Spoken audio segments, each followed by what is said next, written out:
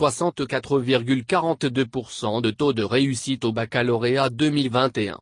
Un record qui induit plus de charges en matière d'accueil et d'orientation des lauréats dans les universités publiques et privées. Dans la soirée du mercredi 4 août, sur les antennes de la télévision nationale, la ministre de l'Enseignement supérieur et de la Recherche scientifique, Éléonore Yéhila-Descamps, a passé en revue les dispositions prises dans son sous-secteur pour satisfaire les jeunes bacheliers. 64,42%, c'est un score assez impressionnant qui montre qu'il y aura du feu sur les universités.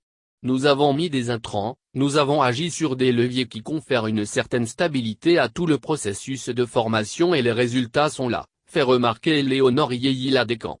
Cette précision de la ministre vise à signifier que ces résultats sont le fruit des efforts consentis par les différents maillons de la chaîne, à savoir candidats, enseignants, parents et enfin l'État. Mais que faire en termes de gestion de ce flux? Nous avons commencé à revoir un peu les prévisions. Par exemple, 171 ont réussi avec la mention très bien l'année dernière, alors que cette année nous sommes à 259. Ça veut dire que nous avons du boulot. Nous aurons forcément à ajuster, indique Éléonore Yéhila-Descamps. À l'en croire, dans les tout prochains jours, des séances d'information seront organisées autour du guide d'orientation qui a été élaboré et accessible sur les sites web des universités, et qui concerne autant les universités publiques que celles privées. Un partenariat public-privé est nécessaire. Nous n'avons jamais su caser tous les enfants dans les universités publiques parce que ces universités ont une capacité d'accueil limitée.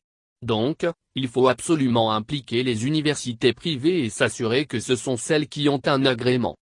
Toutes ces informations sont déjà disponibles sur les sites des universités, souligne la ministre de l'Enseignement supérieur et de la Recherche scientifique. Et pour davantage atteindre les lauréats, notamment ceux des milieux ruraux, non couverts par la fibre optique, les préfectures de même que les communes seront associées à la campagne de sensibilisation. Ils sont nombreux à ne pas savoir ce qui se fait. Et lorsqu'on finit de faire les orientations, les classements, c'est en ce moment qu'on a tellement de recours. Pour éviter cela, les préfets et communes seront approchés. Nous devons conjuguer nos efforts pour aider nos enfants. Telle est la conviction d'Éléonore Yéhila-Descamps. En ce qui concerne les universités qui sont actuellement en vacances, elles seront instruites aux fins d'organiser des permanences afin d'accueillir les nouveaux bacheliers pour leur immersion.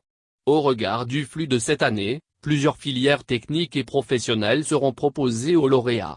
Le choix de filière se fera à l'ouverture de la plateforme appresmonbac.bj avec le numéro de table du candidat. Au dire du ministre Éléonore Yéhila-Descamps, les lauréats ne devraient pas se concentrer sur les quotas de bourse mais plutôt sur les moyennes obtenues dans les matières fondamentales.